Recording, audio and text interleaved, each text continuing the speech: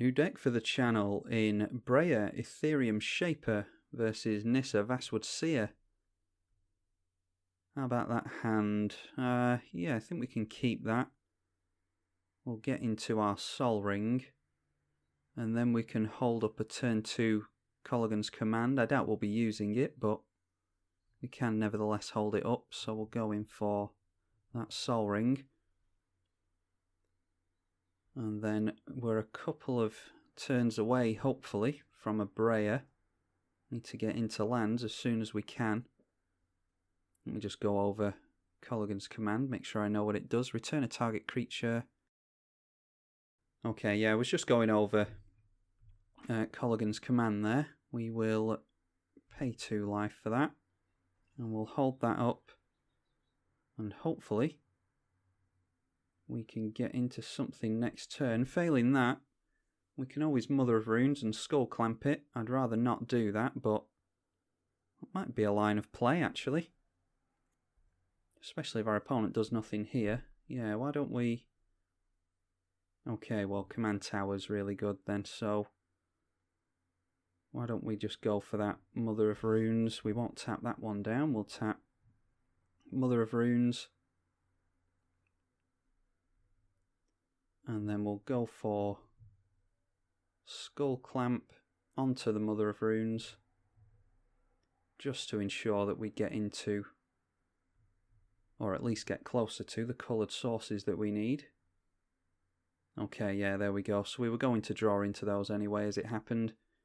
We can grab back the Mother of Runes with Colligan's Command if we want to. And yeah, I don't think we're going to need to Snapcaster Mage this early in the game, especially with nothing in the graveyard, but we do have that open to us if we want to. And green doing what green does, some more ramp, and they do get an extra land into play there. Now green, of course, is really good at artifact removal. Okay, Force of Will, getting rid of Snapcaster Mage is really good. Yeah, green is really good at artifact and enchantment removal. But that's not something we're necessarily going to be all that worried about with Breya. We want to have enough mana to replay her multiple times. I'm going to leave the Thopters lying around for now. We can always Skull Clamp them later on if we want to. Going to try and encourage some artifact removal out of our opponent's hand. Nissa, Vastwood, Seer is a 3 mana 2/2. When you play a land, if you have 7 or more lands, you flip it into a Planeswalker. When she enters, you get to search for a forest. And that goes into your hand, it doesn't go onto the battlefield. Breya, Etherium Shaper enters with 2 Thopters. She's 4 mana in 4 colours for a 4/4. And then for 2 and sack 2 artifacts, you can Lightning Bolt a player or Planeswalker, -4/-4 to a creature, or gain 5 life. It's usually the top 2 abilities we're going to be using with Breya. 2 mana held up by our opponent. They're up to 5 lands, so a couple more will flip Nissa over. I'm not too concerned about spending resources on killing Nissa. The good thing about this Planeswalker, we do run her on the channel. You can go and check out the playlist if you like the idea of that. She pays for half of her command attacks when she comes out, assuming that you can find a basic in your library. So you're never going to have too much trouble replaying Nissa. We can always Colligan's Command anyway. Why don't we just swing in first? Okay, yeah, they're just opting to block with Nissa. Maybe we go in for a hard cast Force of Will. I'll go down for a Swamp first and we'll see if we can get some more card draw on the go.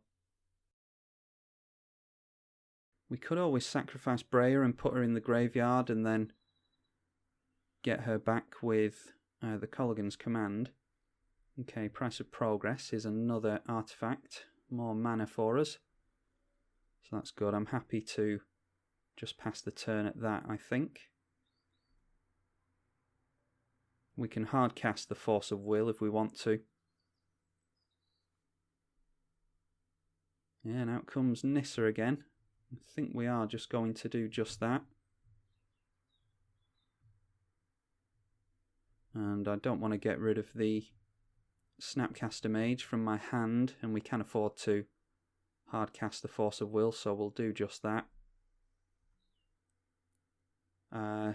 Now 3, 4, 5, 6, 7, one more land and they'll be able to recast Nissa next turn, but that was just something for us to do this turn. We'll go in with Breya again, I think. And then I think we're getting down Felwar Stone. That will of course tap for green mana, so we'll tap down the green mana and activate Skull Clamp. Could have done that before combat, of course, to get another point of damage onto our opponent. But this way, if we decide to kill the Breya, put it into the graveyard when our opponent destroys it, then we can get it back with Colligan's Command, and that will actually trigger the Skull Clamp. Typically, of course, when you have your commander die, it doesn't actually die, it just goes back into the command zone. And that doesn't trigger Skull Clamp. Growing Rites of Itlamok is not going to flip over anytime soon, but it could be a means of card advantage for our opponent. Either that or it clears things off the top of the library. Okay, they get back a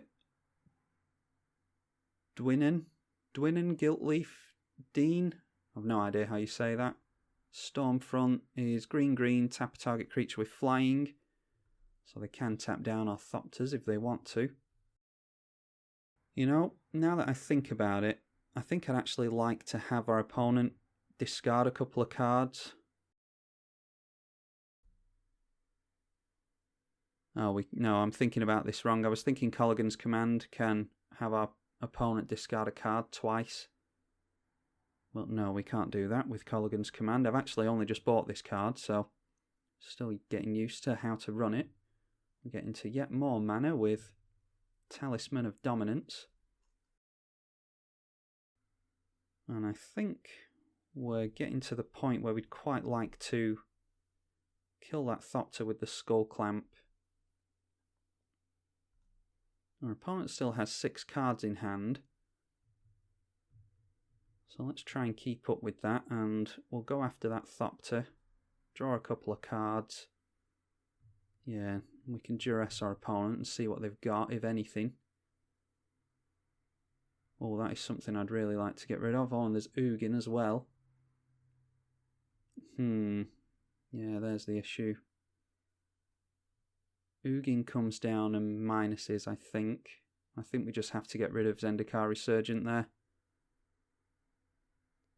And then, why don't we go for Palace Jailer?